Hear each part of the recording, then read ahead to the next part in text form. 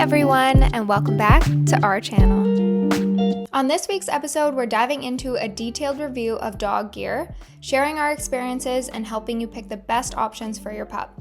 Whether you're just starting out or upgrading your dog's gear, we'll cover leashes, collars, and harnesses, and why getting the right tools for your dog's specific needs is crucial. When we first brought Willa home, we had 2 leashes. We had a retractable leash and an 8-foot leash with a traffic loop. We quickly saw the error in our ways with a retractable leash and felt the repercussions of that decision. So I wanted to make this video to share our learnings from those first few months and what we've learned in the last 2 years of training Willa. There's nothing wrong with making these mistakes or using these products if they work for you. I just really wanted to share all of our learnings with all of you. Why choosing the right gear matters. Every dog is unique and their gear should reflect their individual needs. A well-chosen leash, collar, or harness can make training more effective, walks more enjoyable, and keep your dog safer. Here are a few factors to consider when selecting gear. Number 1, breed-specific needs. Different breeds have different strengths and behaviors. For example, high-energy breeds like Willa or Vizsla benefit from durable gear that can handle their active lifestyle. Number 2, training goals. If you're working on loose leash walking or recall, you'll need tools designed to support those goals, such as traffic loop leashes or harnesses with a handle. Number 3, activity level. Dogs that hike, swim, or go on long walks may require waterproof materials, padded handles, or harnesses with handles for extra control. Number 4, age and size. Puppies need softer materials to prevent irritation, while larger dogs require sturdier hardware to ensure safety. Number 5, environmental considerations. If you're out in rainy or muddy areas, waterproof or quick-drying gear like biothane, leashes, and collars can make life much easier. Choosing gear that matches your dog's unique profile is an investment in their comfort, safety, and your peace of mind. Leashes are the most important items for keeping your dog safe and teaching them the basic skills. It is among the first things a dog owner buys when they get a new dog, and once you learn how to use a leash effectively, it becomes a powerful communication tool. When selecting a leash, consider these features. A loop handle. Choose a slim loop handle for better control and comfort. Avoid bulky, padded loops that may hinder your grip. Build quality. Opt for durable materials that withstand daily wear and tear. Streamlined design. Simple, no-frills leashes are the most efficient and reliable. Snap type. Standard bold snaps in steel or brass are strong and easy to use. Think about your snaps as you purchase your leash. A standard bolt snap is adequate for almost all situations, especially if it's steel or brass. Comfort. Ensure the leash feels good in your hand, especially for longer walks. Just a quick note about the handle. We recommend a loop handle based on training your dog and how to walk with a loose lead. You must be able to handle your leash like a multi-tool. For that reason, we do not recommend the ski handle leash. This will only be useful for hyperactivity, which is of course only short-term, hopefully, and not the long-term goal of loose lead walking. Leather leashes. It's hard to beat a good leather leash. There's a reason it's a staple for most trainers. Although nylon is technically stronger, leather tends to resist wear better. Leather is also very comfortable and just gets softer over time without losing any strength. Nylon leashes. Nylon also gives you the option of integrating reflective materials for nighttime, which is typically not available in leather. And nylon is much lighter than leather, and some people prefer an ultra lightweight leash. However, nylon does not resist wear and tear like leather does. Your nylon leash likely won't last your dog's lifetime.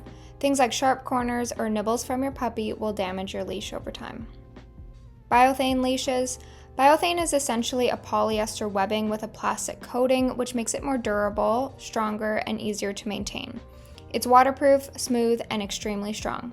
Many biothane leashes have been tested at breaking strengths in excess of 750 pounds. Snap attachments. There are 3 main types of attachments for leashes to the connector: braided, riveted, and stitched. Generally, the attachment is going to be one of these three, although you can find some that combine two of them. Defects and damage will happen. Some trainers have the rivets pop out, stitching can fray, braiding can squish together. I've personally never had a problem with any of these. As usual, your mileage may vary and your experiences with your dog will be your own. Here are our top picks for leashes. The Kong Comfort Traffic Dog Leash, coming in at $26. This one is our daily leash, coming in at 6 feet long, strong thread to help resist chewing and tearing. Traditional leash with traffic handle for increased control when needed. This is a nylon leash with a snap attachment that is stitched. I love this leash. I find it makes the dog easy to control with the extra handle. We have been using this leash with our 45-pound Vizsla for over 2 years and it's still as strong as day one. I feel like this leash is getting Willa to walk by my side instead of pulling in the front. The leash is really secure and I feel more at ease that it won't break. So far it has held up really well. GoodWolf Classic Biothane Leash, coming in at $35. So we also own a biothane leash that is 8 feet long with a traffic loop. I love this leash. However, I found that it was too long when training Willa on our loose leash walking. So we opted for the shorter leash. That's why we use the Kong above. But the snatch attachment is riveted. We got light blue to match Willa's first collar. It's durable, great quality, so comfortable to hold, and waterproof, which is great considering half the year it rains here. Also, the customer service at GoodWolf is excellent. I highly recommend the GoodWolf products. Flexi new comfortable retractable tape dog leash, coming in at $40. This is a 16-foot leash, and as I stated previously, we did purchase a retractable leash when Willa was a puppy. This did allow her to run wild while she wasn't trained on her recall. Willa getting exercise while still on leash was the best benefit. If Willa needs to be leashed in someone's backyard or I want her to have a bit more room to roam, this leash is a great option for that. Collars are more than just a fashion statement. They're a vital tool for identification and training.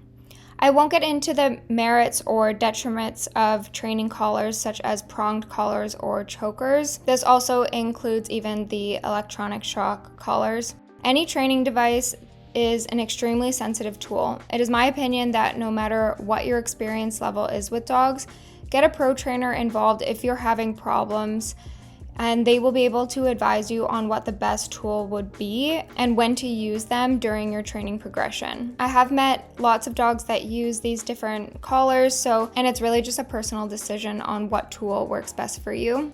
Basic collar types. Buckle collars use the standard prong and hole setup like a belt buckle. This is stronger than a plastic snap, but usually doesn't size as accurately as it should.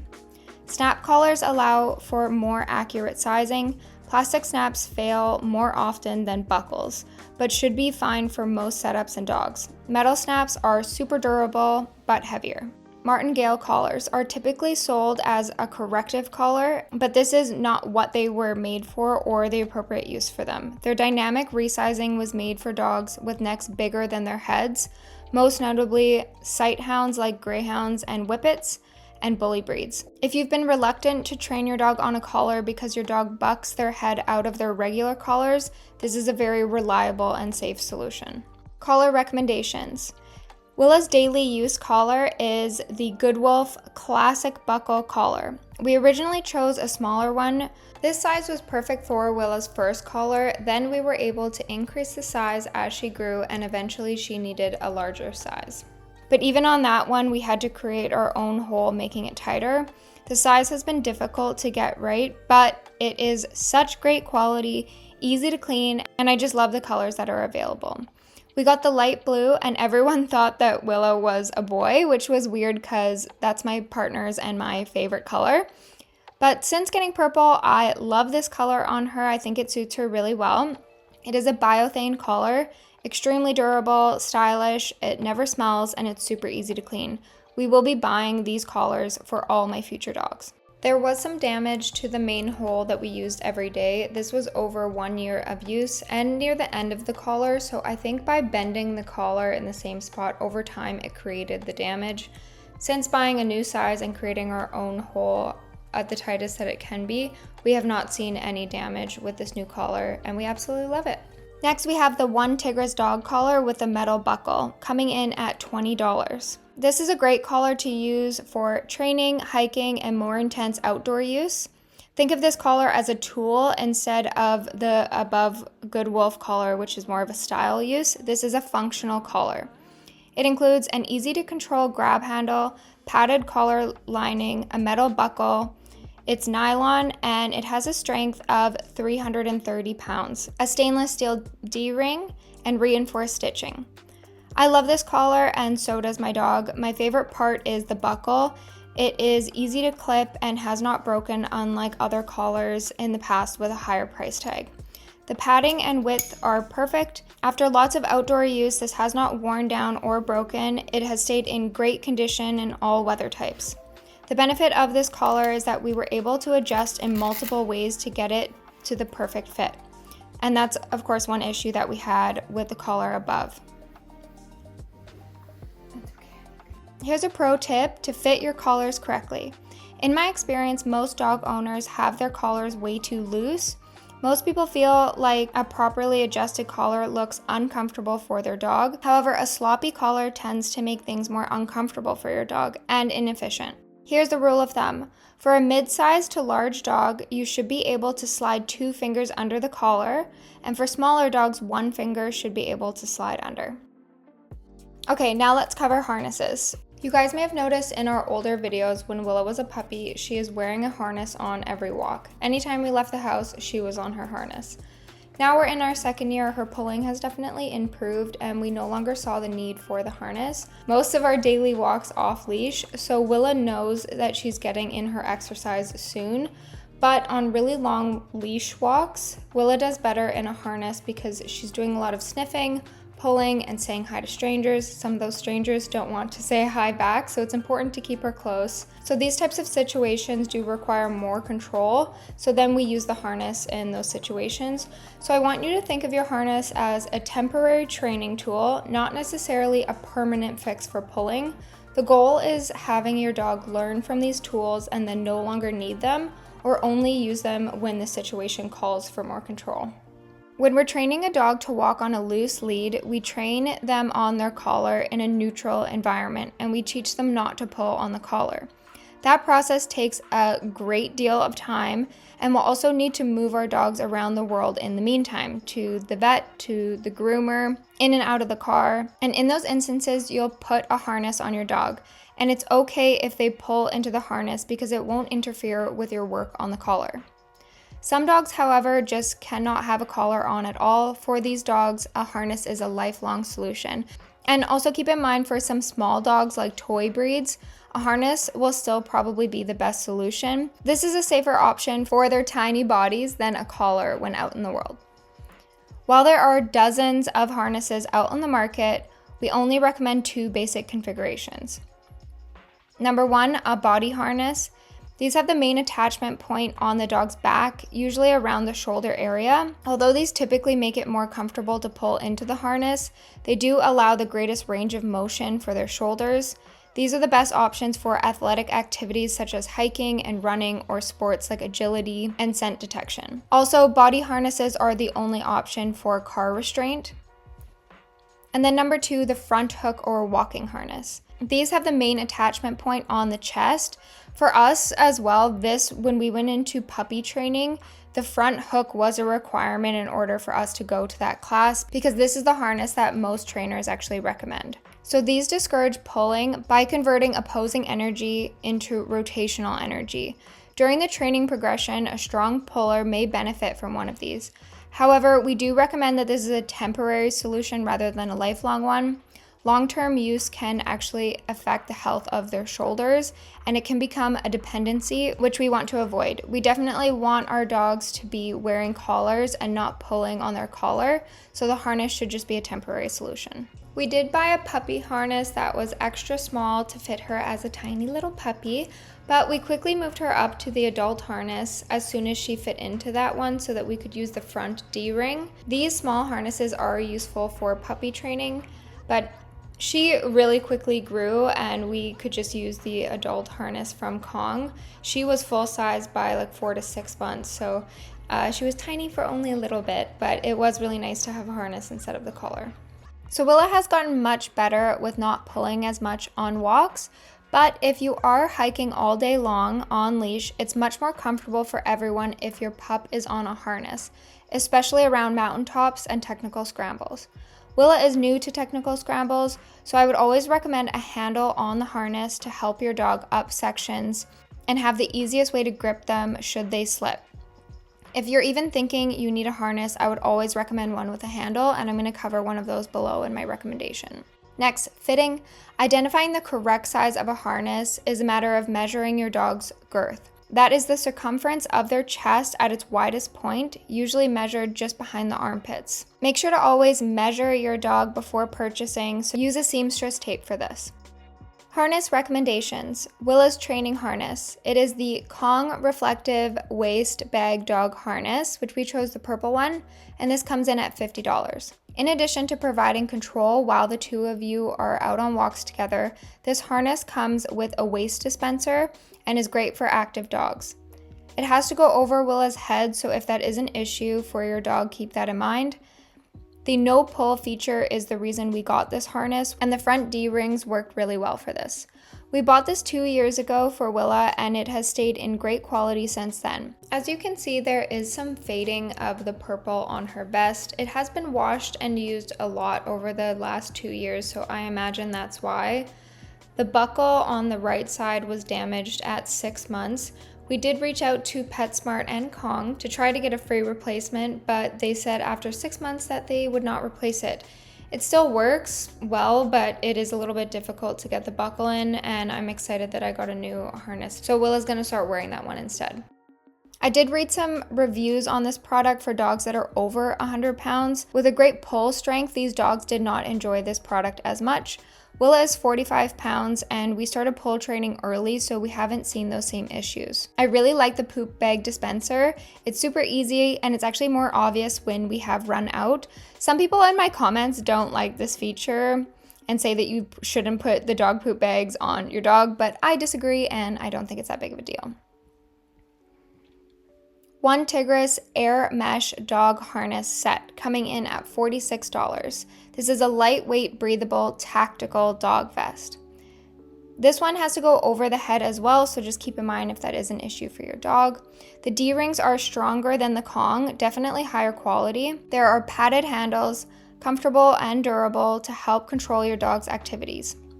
Perfect for all types of weather, hot or rainy days. I measured beforehand and the harness ended up being a bit big on Willa. We had to tighten everything as tightly as they could go, which made the extra material fly around a lot when she was running around. This is an excellent harness to be used as a tool when training or for tactical use for working dogs. The clips are plastic, heavy duty, and strong. Next, we have the OneTigris Guardian Dog Harness Set. This is marketed as a service dog harness and it's priced at $43, but at recording this video, it's actually on sale right now for $24. This is such a great deal for what you get. My favorite feature of this harness is the strap at the back. This is perfect for those big hikes, camping days, or for basic training. This mesh harness is really breathable, making it perfect for all weather conditions. This one has to go over the head as well, so just keep that in mind. If you have a service dog, I 10 out of 10 recommend getting this harness. There's actually an add-on for this harness, and I love how the packs can come off and on so easily, and we can take it off during breaks. They are large capacity packs on a detachable saddle.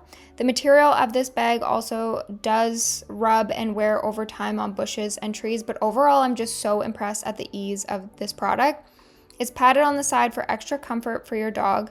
Stainless steel D-rings are great quality, and you can use these pouches to carry dog treats, poop bags, toys, or service dog kits, so medications for the handler and emergency contact information.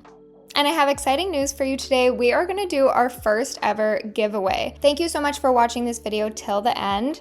To celebrate this video, I'm hosting my first ever giveaway, so one lucky viewer will win a OneTigris collar. To enter, comment your first name and country below, and I will announce the winner in 2 weeks. Thank you guys so much. I appreciate you, and I just want to thank you all so much for following along every week for our long videos and every day for our short videos. So We're gonna do a giveaway and I'm really excited. Thanks so much for tuning in to this week's video. I hope you found this gear guide helpful. Don't forget to like, subscribe, and turn on notifications so you never miss an episode. I'll see you guys next week. Bye-bye.